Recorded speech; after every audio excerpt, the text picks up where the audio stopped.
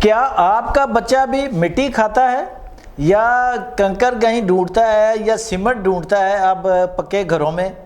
अगर ऐसा है तो ये वीडियो ज़रूर आपके लिए है। आज हम आपको बताएंगे कि बच्चे मिट्टी या इस तरह की चीज़ें क्यों खाते हैं। मैं हूं शहजाद चौधरी।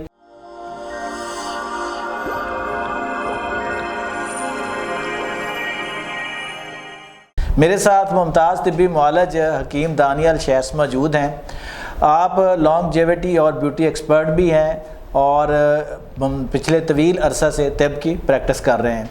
आइए इनसे जानते हैं कि आखिर बच्चे मिट्टी क्यों खाते हैं। अस्सलाम वालेकुम हकीम साहब, कैसे हैं आप? खैरियत से हैं? सर, बच्चे जो है ना ये मिट्टी खाते हैं। अमूमन ये हमेशा से होता है, बच्चों को हम देखते हैं कि वो खाते हैं। आजकल शहरों में तो ये अलमिया कुछ और बन गया, सिस्टम और बन गया कि पक्के घर हैं, बच्चों को नहीं मिट्टी में खेलने का मौका मिलता। हालांकि मिट्टी में खेलना चाहिए बच्चों को, लेकिन मैंने ना पिछले दिनों ऑब्जर्व किया, मैं कहीं गया हुआ था, एक मैंने छोटी बच्ची को देखा 10-11 साल की, वो कंकर जी होते हैं, जो ये जो कंकर कह रहा हूँ, ये जो घरों में सीमेंट कहीं से उखड़ जाता है, दीवार से कोई चीज़ है, वो उसको खा रही थी, वो लेके ना वहाँ से। अब उसे नहीं पता कि उसे वो देख रहा है ना।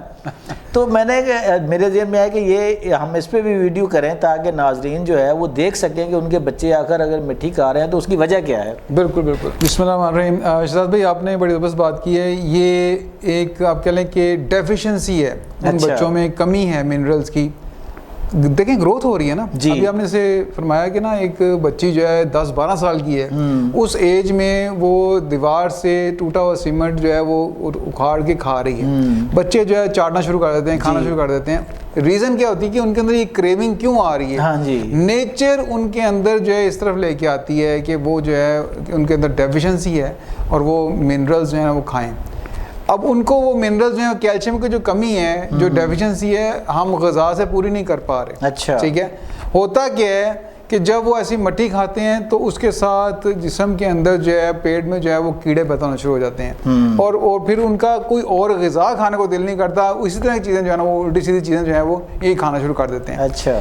अब हमें जानना चाहिए, कोई भी बच्चा आइंदा से अगर आप देखें कि वो मिट्टी खा रहा है तो उसके अंदर कैल्शियम की डेफिशिएंसी है। उनसे उसकी बोन्स को स्ट्रॉन्ग होने के लिए, उसकी हाइट बढ़ने के लिए, उसकी ग्रोथ बेहतर होने के लिए, उसकी मिनरल्स की डेफिशिएंसी पूरी करने के लिए आपको चाहिए कि कैल्शियम की जो कमी है उसको पूरा किया जाए। अच्छा हकीम साहब, कैल्शियम की कमी बच्चों में कैसे पूरी की जा सकती है? क्योंकि हम तो सिर्फ समझते हैं ना कि दूध ही कैल्शियम का सोर्स है, और जब बच्चे 1-2 साल से ऊपर जाते हैं तो उनको उतने दूध की ज़रूरत नहीं होती, वो ठोस ग़िज़ा की तरफ आना होता है। जी बिल्कुल। तो ठोस ग़िज़ा में क्या हम इस तरह दें कि उनका कैल्शियम भी पूरा रहे और उनकी ग्रोथ भी? देखें, आपने शहजाद भाई बड़ी ज़बरदस्त बात की है, क्योंकि दूध जो है ना वो अगर आप दे भी दें तो दूध तो हमें वैसे भी सोर्स में पता नहीं खालिस है कि नहीं है, क्या मामला है, बहुत मुश्किल है। ठीक है।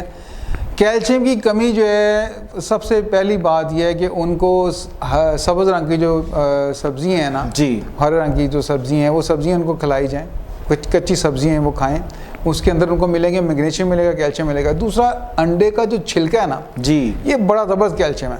आप कहेंगे ये अंडे का छिलका कैसे खाना शुरू कर दें? ठीक है।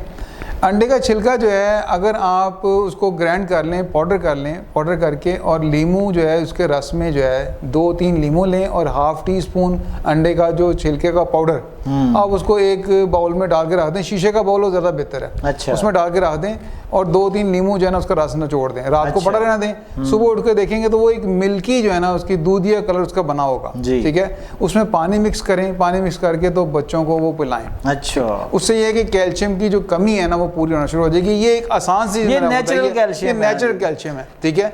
मार्केट में मिलने वाला जो कैल्शियम है ना वो तो आप कह लें कि वो चूना है, वो जो कलियाँ की जाती हैं, कली करने वाला चूना, वो चूना होता है, कैल्शियम कार्बोनेट है। उस फॉर्म में कैल्शियम का बॉडी पे लोड पड़ता है, 10% से ज़्यादा वो एब्जॉर्ब नहीं होता और आपकी जो अगर ज़्यादा खाते हैं तो किडनी में स्टोन करता है। अच्छा। ठीक है। तो उस कैल्शियम से बचने के लिए बेहतर है कि आप नेचुरल जो है इस्तेमाल करें जी। ठीक है।